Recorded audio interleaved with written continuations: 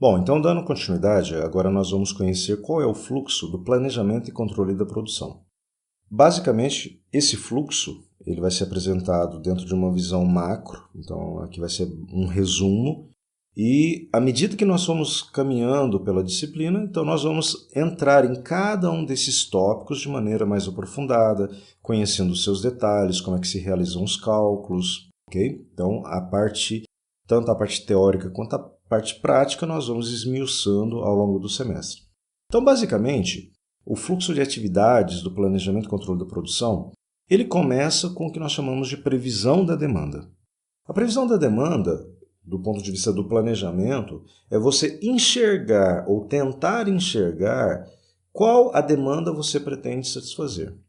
Então, se você tem uma indústria, você tem que tentar identificar quando, quanto, qual o produto você vai vender.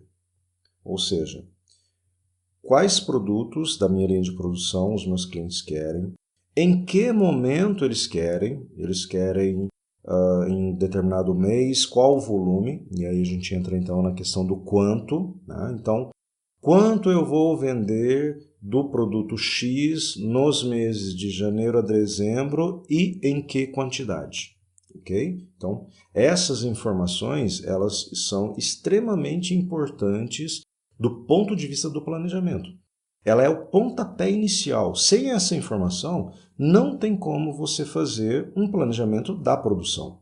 Você precisa planejar a produção com base naquilo que você vai vender. Então, nós temos aqui uma previsão de longo prazo, uma previsão de médio prazo e uma previsão de curto prazo.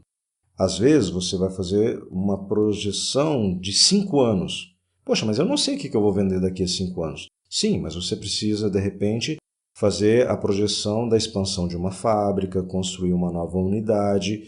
E isso você precisa fazer uma projeção de 5 anos porque uma obra como essa ela não fica pronta em menos de 2, 3, 4 anos, dependendo da situação. Então, essa projeção ela é importante para decisões de longo prazo. No médio prazo, nós podemos ter ali uma projeção do que nós vamos vender em um ano. Então, agora em janeiro, né, começando em janeiro, ou mesmo antes de janeiro, geralmente a previsão de demanda de médio prazo para um período orçamentário, por exemplo, de janeiro a dezembro, ela não começa em janeiro. Janeiro você já tem que saber basicamente o que você vai vender. Então, você já começa ali em meados de outubro e novembro a já tentar definir aquilo que vai ser vendido ao longo de todo o ano. E você tem aquelas previsões de demanda que são para o curto prazo. Então, você faz um refinamento em meses, e esses meses você quebra em semanas, em dias, dependendo da empresa, há um planejamento de produção de horas, né? Porque você está num ambiente muito dinâmico e você tem que fazer uma previsão daquilo que você vai vender, inclusive ao longo de um dia, né? Então, o primeiro ponto, né, o primeiro passo dentro do fluxo de atividade de planejamento e controle da produção é saber aquilo que eu vou vender. A partir do momento que você sabe o que você vai vender, você vai então, aí sim entrando, né, já no detalhe da produção. Por quê? Porque quem faz a previsão de demanda não é a pessoa responsável pela produção, é a área comercial. Essa informação ela está sendo processada pela área comercial, porque eles é que têm o contato com o mercado, o contato, né, com o cliente, e ela será repassada para o planejamento de produção. Então aqui vocês podem inclusive ver, né, tá a diferença de cores, justamente para dizer que essa informação ela é responsabilidade majoritariamente da área comercial, da área de marketing, de repente. E ela será repassada para a produção para que se calcule o que nós chamamos de plano mestre da produção. O que é o plano mestre? É um plano que vai direcionar todas as ações da produção, né? É um plano que vai contemplar todos os produtos da sua linha, do seu portfólio, do seu mix de produtos, para você identificar aquilo que você tem que produzir. E para você fazer o cálculo do plano mestre de produção, você vai basicamente ser direcionado então pela atividade anterior, que é a previsão de demanda. Depois você vai fazer então o planejamento da capacidade produtiva, que você vai verificar se aquela produção que você identificou no plano mestre, se você tem máquinas, equipamentos e pessoas suficientes para realizar aquela produção. E se por acaso você não tiver, né, você vai então retornar e alterar o seu plano mestre. De repente você tem que fazer algum tipo de corte, ou então você tem que tomar alguma decisão relacionada à produção. Uma das opções, por exemplo, já adiantando, você pode falar assim, olha, eu não tenho capacidade na minha empresa, eu vou ter que terceirizar. De repente você pode buscar um parceiro que possa fazer essa produção para você. E logo depois, tendo capacidade produtiva, você vai fazer então um plano de materiais, que é o seu plano de compra. Quais são os componentes que eu utilizo para produzir os meus produtos?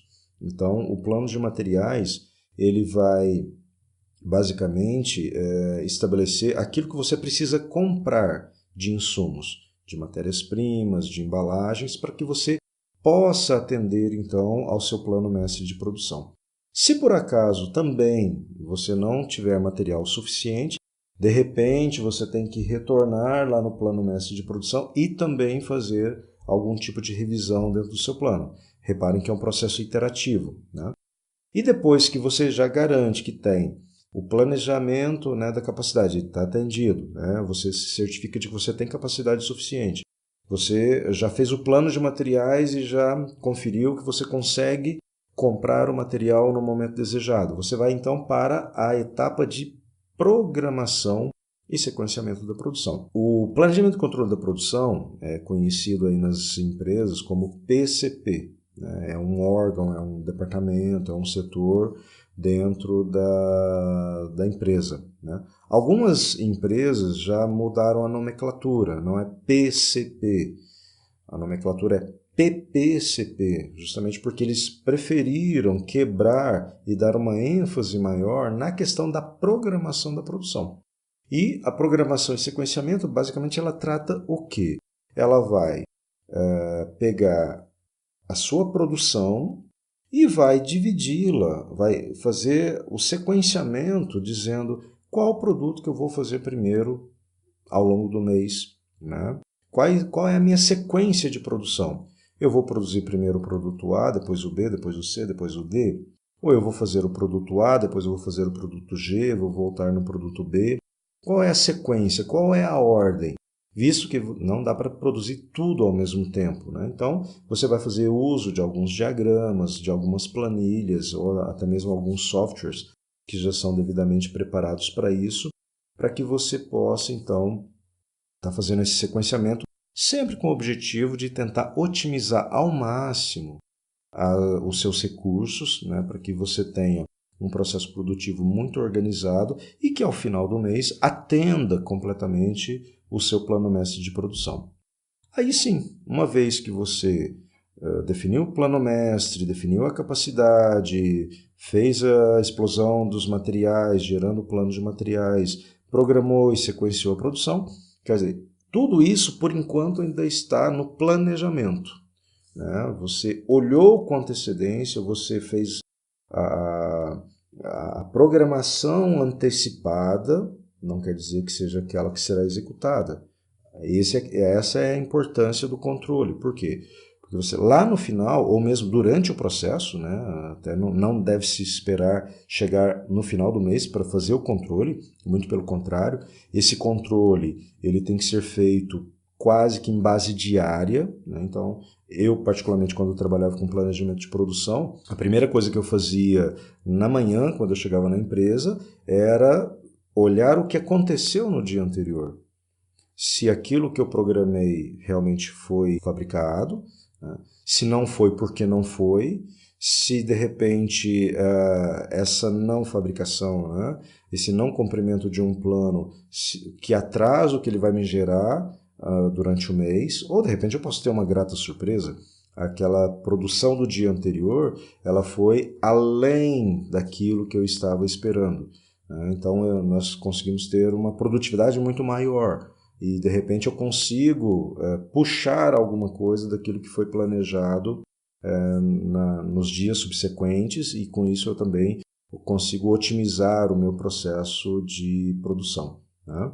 Então, o controle ele faz justamente isso, ele verifica, ok? Ele vai verificar exatamente o que está acontecendo e se o seu planejamento ele está saindo de acordo ou não, né? E se por acaso não estiver, né, o controle ele vai te ajudar a colocar, né, as rodas sobre os trilhos novamente, caso alguma coisa não esteja acontecendo corretamente. E todas essas etapas ainda tem também uma interface ali com o planejamento de distribuição, porque esse planejamento que a gente faz, ele também alimenta uma outra área, que é a área de logística, porque com base naquilo que eu estou dizendo que vou produzir, nos tempos que eu digo que vou precisar, então eu tenho ali toda a minha programação de produção durante o mês. A logística ela também pode se utilizar dessas informações para planejar a distribuição, para planejar o transporte, né? Com base naquilo que eu digo que vou produzir, eu posso também direcionar, né, essa informação para a logística para que ela fale, olha, ok, então em uma determinada semana eu vou precisar de X caminhões, né, para transportar N toneladas, então essa também é uma utilidade prática aí da atividade de planejamento de produção, ok? Então, basicamente, esse é o fluxo das atividades, é um macro fluxo, né? E aí, então, na próxima aula, eu vou explicar para vocês, também ainda dentro de uma visão mais geral, o que está envolvido em cada uma dessas atividades, ok? Então, até a próxima aula.